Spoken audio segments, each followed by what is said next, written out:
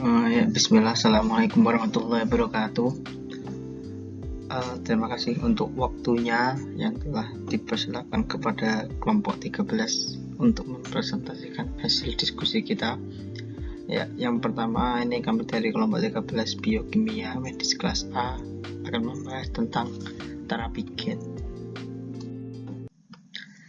Di sini ada 5 anggota kelompok kami. Yang pertama ada saya sendiri, Muhammad Alvin Zinayumimas, kemudian ada Rizal Laidul Farabi, kemudian ada Elisandro Punaputra Sikirah, kemudian ada Raja Rizwara Biman, dan yang terakhir ada Mbak Divani Eshami ya Farada. Di sini akan ada 6 poin. Yang pertama yaitu latar belakang, yang kedua konsep dasar terapi gen, kemudian penghantaran gen secara in vivo, kemudian penghantaran gen secara ex vivo, yang kelima itu langkah-langkah terapi gen, dan yang keenam itu kesimpulan. Yang pertama yaitu latar belakang. Terapi gen adalah teknik untuk mengoreksi gen-gen yang cacat yang bertanggung jawab terhadap suatu penyakit. Pengobatan atau pencegahan penyakit melalui terapi gen dilakukan dengan transfer bahan genetik ke tubuh pasien. Terapi ini berkembang dengan pesat sejak klinikal trial pada tahun 90.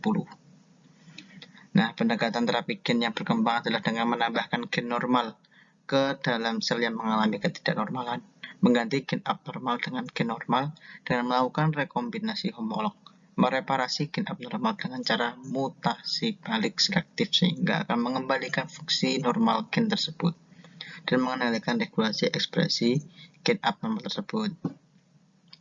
Nah, perkembangan yang terkini itu mencegah diekspresikannya gen-gen yang abnormal atau dikenal dengan istilah gen slicing.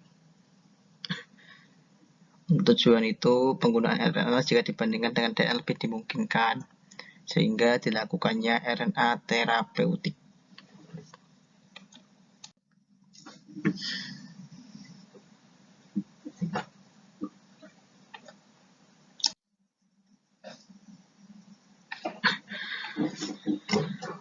Nah, terdapat 2 tipe utama terapi gen, meliputi terapi gen sel embrional atau germline gen therapy dan terapi gen sel tubuh atau somatic gen therapy.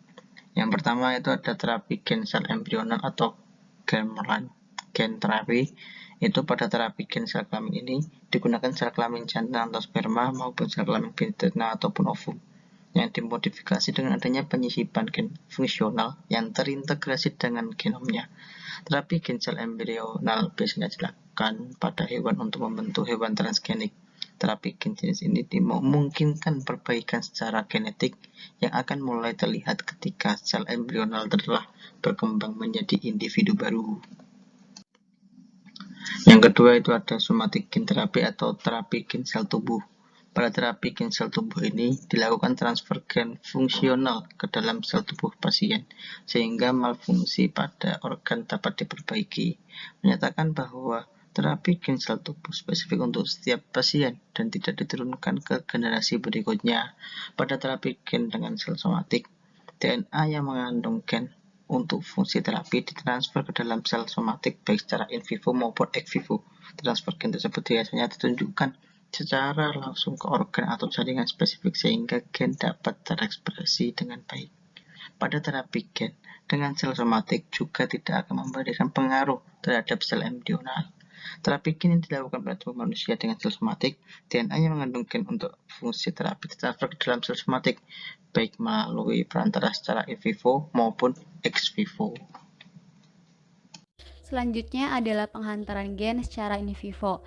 Terapi gen secara in vivo tetap menggunakan bantuan vektor untuk mentransfer gen target ke dalam jaringan atau organ pasien penderita penyakit tertentu. Pada gambar terlihat adanya vektor transfer gen berupa virus yang dimodifikasi menjadi virus rekombinan dengan menyisipkan DNA dengan gen target untuk terapi melalui metode teknologi DNA rekombinan. Virus vektor yang telah mengandung gen target tersebut kemudian diinjeksikan ke dalam tubuh pasien secara langsung menuju jaringan atau organ target di mana gen untuk terapi tersebut dibutuhkan atau diekspresikan. Terapi gen secara in vivo melibatkan proses transduksi secara langsung di dalam tubuh. Lebih mudah dilaksanakan dan dikembangkan dalam skala tertentu, dan tidak membutuhkan fasilitas khusus karena injeksi atau transfer gen bisa dilakukan dengan metode umum maupun menggunakan biolistic gen gun.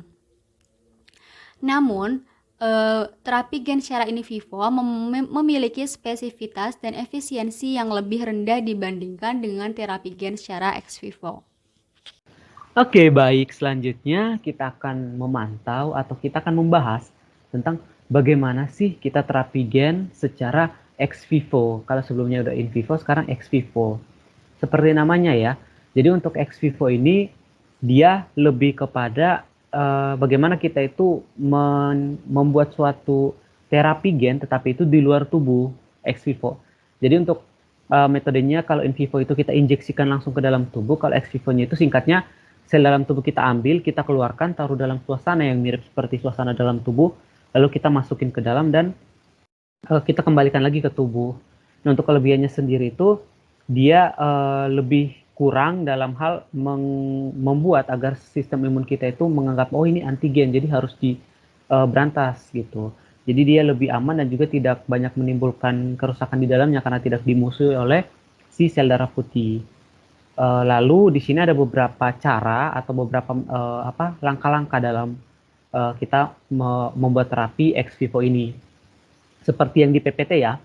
Yang pertama itu kita isolasi dulu sel dari pasien yang mengalami kerusakan, lalu kita itu menumbuhkan sel hasil isolasi itu pada suatu media tertentu. Nah, media ini tuh sebisa mungkin mirip dengan kondisi dalam tubuh. Lalu ada sel target diinjeksikan, terus terbentuknya RNA, lalu ada juga produksi RNA dan lain sebagainya. Dan hasil akhirnya kita akan injeksikan lagi ke dalam tubuh. Jadi disitulah perbedaan dari in vivo dan ex vivo. Nah, di sini mungkin lebih jelasnya lagi ya. Nah, di sini itu untuk ex vivo sendiri seperti yang tadi ya, kita ambil koleksi dulu selnya, sel dari pasien, lalu kita seleksi, kita modifikasi genetik di luar, baru kita perbanyak dan kita masukkan lagi ke dalam. Nah, kalau untuk in vivo itu kan selnya langsung diberikan langsung ke pasiennya ya. Nah, itu untuk perbedaan utamanya. Dan seperti terlihat di PPT ya. Oke. Untuk selanjutnya langkah-langkah terapi gen. Sampai sekarang ini, satu-satunya cara untuk mendapatkan terapi gen adalah berpartisipasi dalam uji klinis penelitian. Prosedurnya pun bervariasi dan tergantung pada jenis penyakit maupun tipe terapi gen yang dilakukan. Salah satu contoh prosedur terapi gen meliputi yang pertama, sampel darah atau sumsum tulang belakang pasien akan diambil. Yang kedua, dalam laboratorium, sampel tersebut akan dikenalkan pada virus atau vektor perantara lain yang mengandung materi genetik tertentu. Yang selanjutnya, ketika vektor sudah masuk ke dalam sel, sel tersebut akan disuntikan kembali ke jaringan tubuh atau pembuluh darah pasien. Dan yang terakhir, vektor tersebut sudah mengandung materi genetik yang diperlukan untuk terapi gen. Selain virus, vektor lain yang sedang diteliti untuk digunakan dalam terapi gen adalah sel punca dan lisosom. Nah, ini adalah skema dari terapi gen menggunakan vektor adenovirus.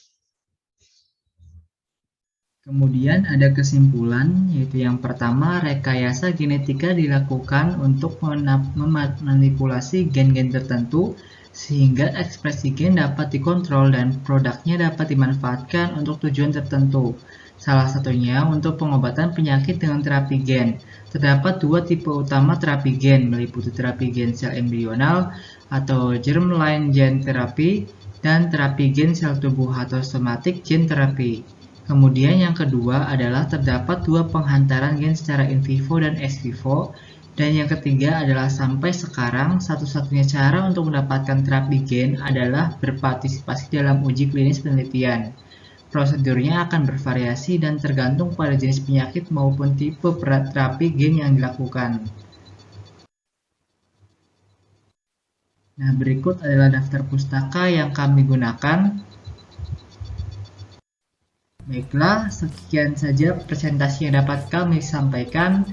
Mohon maaf bila ada kekurangan dan kesalahan. Sekali lagi terima kasih. Wassalamualaikum warahmatullahi wabarakatuh.